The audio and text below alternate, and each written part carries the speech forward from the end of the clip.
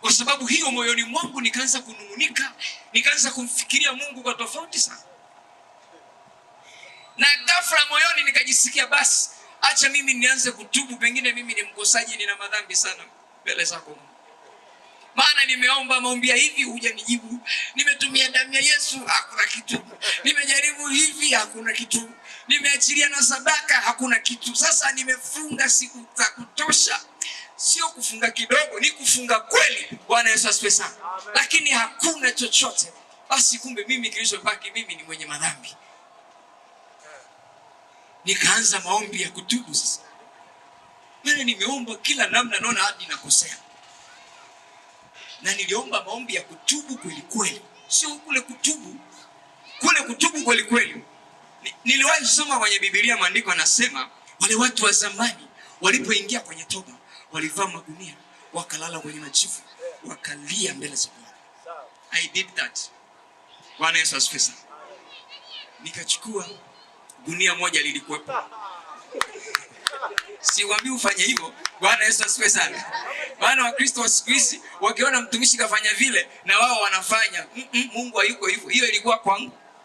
Bwana Yesu asifiwe sana. Nikatafuta gunia moja kubwa, nikalikata. Halafu nikalitoboa humu mabegani. Nikawa ninavaa. Kile ninapofika saa ya kuomba naingia chumbani, nitatoa nguo zangu za heshima, halafu ninavaa lile gunia. Nilikuwa nimekusanya majivu nimeyamwaga pale, nitalala hapo usiku wote mpaka asubuhi. Nikimaliza kuomba, nimechoka kuomba, nitalala na gunia langu mpaka asubuhi kwenye majivu pale. Ikifika asubuhi na nawa naenda kazini. Ukifika muda wa mapumziko ya kazi dakika kama saa 1:30, nakimbia haraka nyumbani, natoa zile nguo za kazi nilikuwa nimevaa, naziweka pale, navaa gunia langu, naweka majivu pale, ninalala, ninaanza kuomba, Mungu unisamehe. Mimi ni mwenye makosa.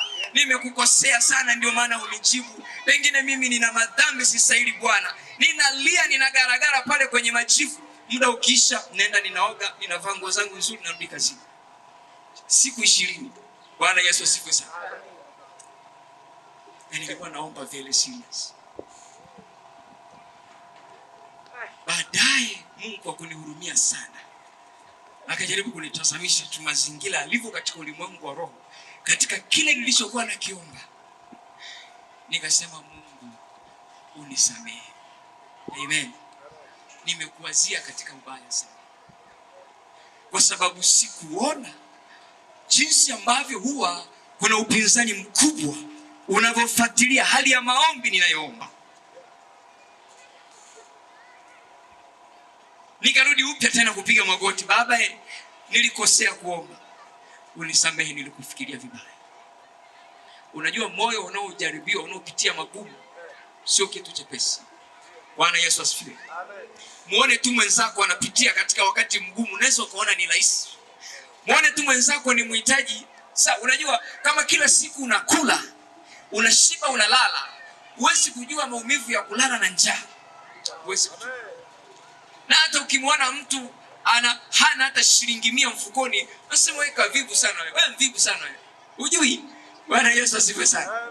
Bwana Yesu asifiwe. Unajua kuna mahali unapitia kitu.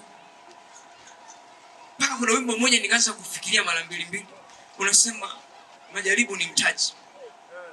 Ni mtaji kama umeshavuka jambo. Sawa? Yaani hiyo lugha ni nzuri kuisema kwa watu kwamba jamani, majaribu ni mtaji. Utakuwa na ujasiri wa kuambia hivyo watu baada ya Mungu kukuvusha. Yes. Lakini Mungu ukiwa katikati ya mambo magumu, mtu akwambia majaribu ni mtaji, utamtazama mara mbili kwamba hivi unachokisema unakielewa, unachokiimba kinatoka moyoni mwako, au unaimba tu kwa sababu umejisikia kuimbia watu, ya kwamba ni very hard.